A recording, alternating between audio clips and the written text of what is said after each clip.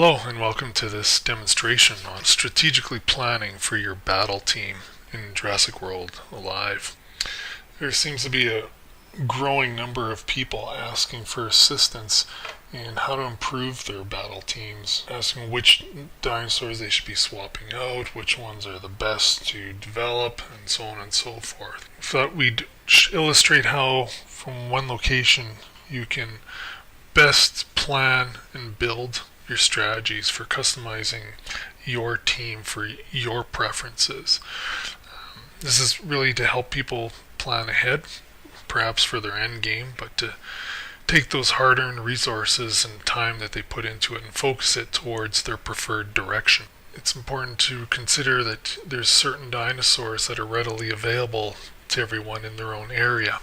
There are no regional restrictions worldwide like some games, but there is evidence that certain dinosaurs are more prevalent at certain times of the day, and perhaps even zoning districts and commercial occupancy types.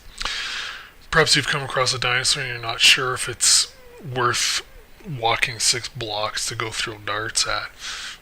Their DNA used for a hybrid. So this is a really quick tool that'll help you find that out very easily.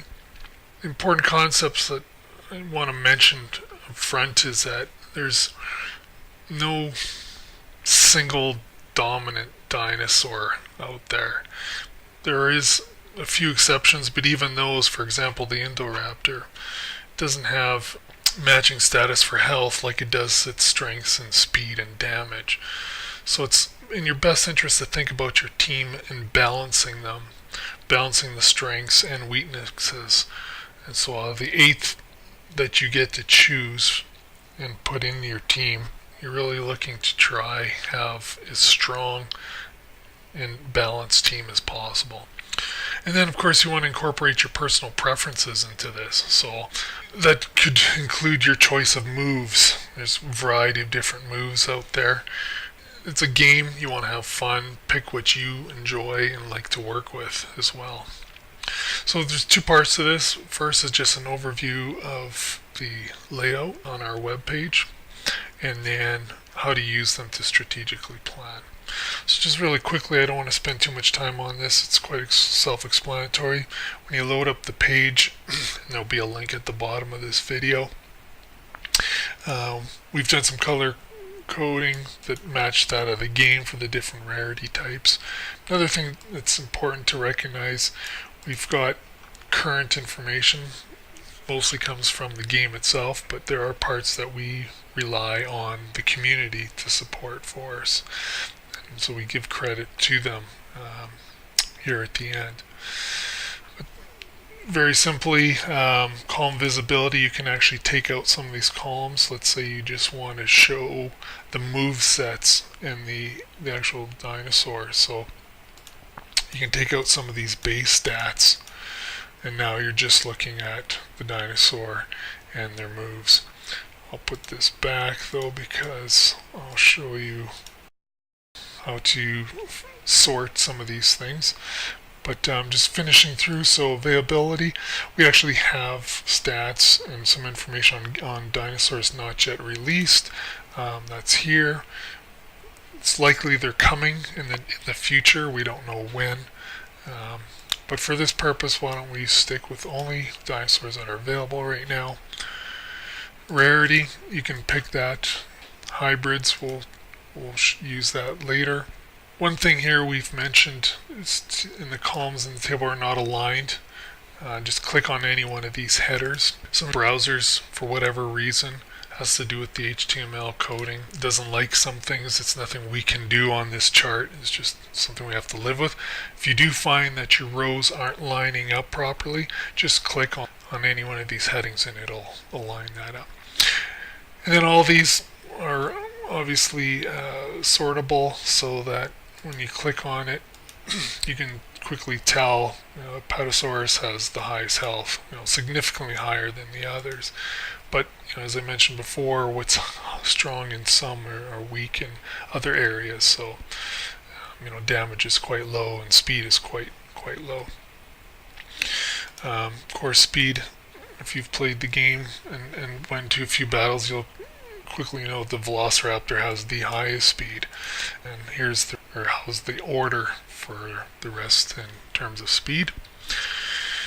Hybrids are a key to this. If you're thinking about your end game and you want to plan to head in that direction, it's important to consider them, even though you can't afford to get them now. As you see, for example, the Indoraptor, mentioned how strong it was before. Speed is actually the highest speed as well.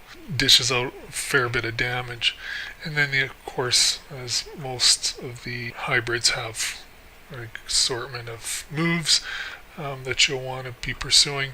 The other feature I want to mention is the search. Just quickly, if you come across a dinosaur and you're not sure if that's the one you want or if it's going to be useful for anything else, let's just take Amergasaurus for example.